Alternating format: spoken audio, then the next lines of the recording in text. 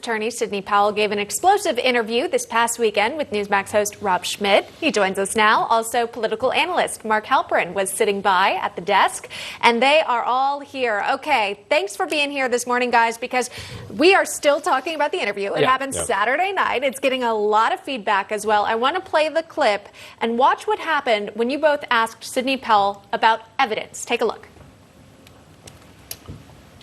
All right. Apparently, well, we don't have that sound. Okay. At least we have the guys that were on. We were there. We know exactly what you said. So we can summarize what happened. So we were talking to her, and we're trying to figure out, I asked her what kind of, because we know that we have these affidavits, and that is evidence. And they say they have hundreds of people that saw something that went wrong, saw something that's suspicious, saw something that they say happened that makes this fraudulent in some cases. I asked her what else she has, and she, kind of went around that a little bit, said they have some more stuff. They're going to bring it out in court. This is why she said when we asked her about Tucker Carlson, she didn't want to give it to him. She wanted to put all this into court. We also asked her about, Mark had a couple of questions for her about Brian Kemp. Mark, you can talk about that for a little bit, but you asked her, basically alleging that the governor of Georgia, who's a Republican, is in on this conspiracy, Mark. Not only a Republican, but a close ally of the president, and someone, of course, now at the center of the political universe, and increasing Republican concern. Anyone who concerned about the possible Biden agenda or Republican agenda needs to worry about those two Georgia Senate runoff races. And a lot of Republicans heard that and said, whoa, someone who we think is on the president's legal team is accusing the governor of Georgia of a crime. For many, as John Bachman said last hour, that was a bridge too far. And that, according to some sources, is what set off this cascade of events that led to them clarifying that despite appearances to the contrary, Ms. Powell not part of the president's legal team, a lone warrior on her own.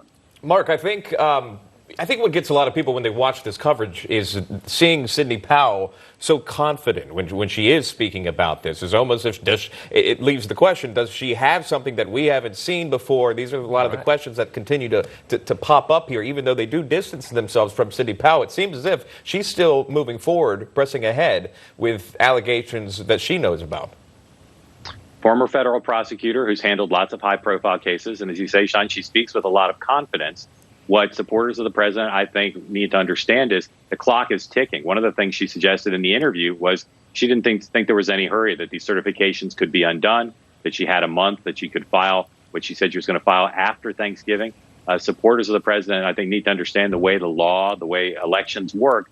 Time is of the essence, and evidence. And I don't think anybody would want to see the result of an election change without a lot of evidence. And if courts are going to be the way the president pursues this, along with recounts, he's going to need a lot of evidence in a big hurry in order to do that. And I think that they saw in Powell someone who was not overall helping the cause. And that's why they did what they did.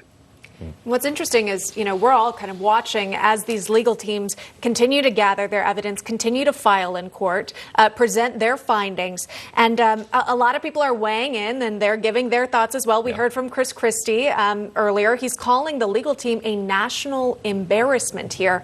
Rob, when you go about covering this, it's like, is he making these comments ahead of time, or is he thinking what some other Republicans are thinking? It's tricky. Chris Christie's a guy that helped the president prepare for debates. This is a Republican that has been very close to him, and he's offended by this. So this is a strange little situation for the Republican Party right now.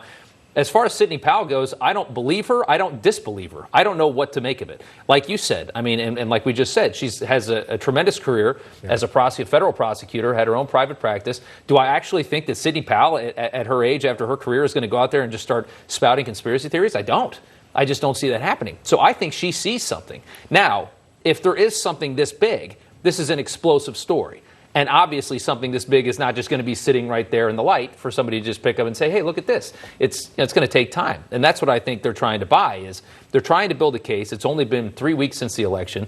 Maybe she has something, maybe she doesn't. But I think she thinks she has something. And I'm just curious what she comes up with and what it looks like. And there's a lot of criticism about airing, some of her sound and things like that. But I think it's very important that we lay out this very important fact, that all we're doing is simply taking the information from this prosecutor and relaying what she's saying. Right.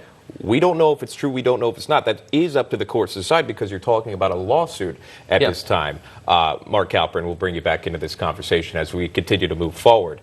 But again, listening to Sidney Powell was one thing, and then coming ahead and saying, like Rob was saying, whether you believe her, whether you do not believe her, you still want to listen and hear what she does have to say. Yeah.